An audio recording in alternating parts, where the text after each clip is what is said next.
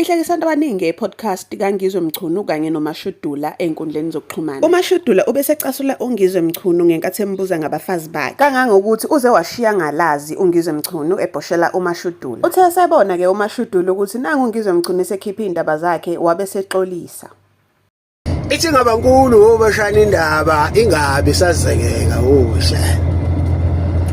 Uzozwa yini womshana kuthiwa uMashudula wobashana uvule igumbi labadinga ukululekwa ngokwengqondo wobashana phecelezi ngolimi lasemzini wobashana podcast wobashana.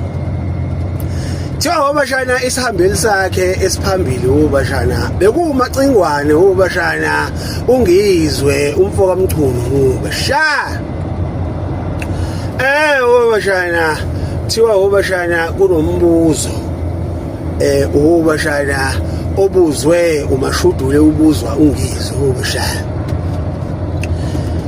Wobashana kwabumgcoba amakhona uNgizwe wobashana.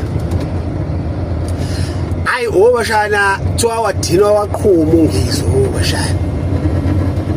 Theme suka lapho uNgizwe wobashana uMashudula wamphendula isihlahla esilalela amahlokohloko wobashana. Wamboshela wobashana engawusuka la uyeGoli ubuye wobashana. Womshana thiwa esebona uMashudula ukuthi cha uNgizwe nange sekhipha indaba zami manje. Wagoqa ngedolo Nkosi yami wakhala uMashudula wobashana washweleza kuNgizwe wathi angixolele emacingana. Wobashana kwasho ukuthi usadiniwe umacingwane wathi cha mana Mashudula sukuma ngisafuna ukugiva ngize ngibhodle. Wobashana thoqala phansi uNgizwe wobashana. Bakhipha zonke ibibi wobashana kaMashudula wobashana.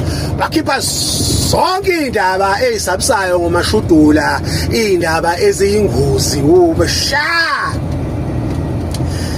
Wobashana ebhace ngobondo uNgizwe emncikile uMashudula wobashana. Embeka into encane emhlela imbashalala wobashana.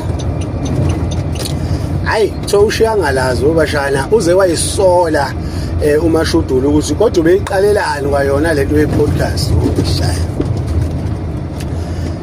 Kodwa nawe Mashudula Mpimo uNgizwe ungayithinta kanjani indaba yakhe yokushiwa abafazi? Uyazi nje ukuthi akafuni ukuyizwa leyo ndaba leyo. Befanele ongenani wena ukhulume ngokhuzana ubuzomuzwa ke lapho. Uyangixaka wobashana umacingwane. Umacingwane endabeni zabantu ngisho wathi khona ukhaphethe omhlophe ungena ngedadla wobashana eligcwele udaka davuze angene nenje esontweni agibele phezu kwetafula behla abantu ashaya inkunzi malanga yedede wobashana. Kodwa ngapha ezakhe zihlela umnuki indaba wobashana amahliphihlipi ungafunga ukuthi safety yakunanda wobashana.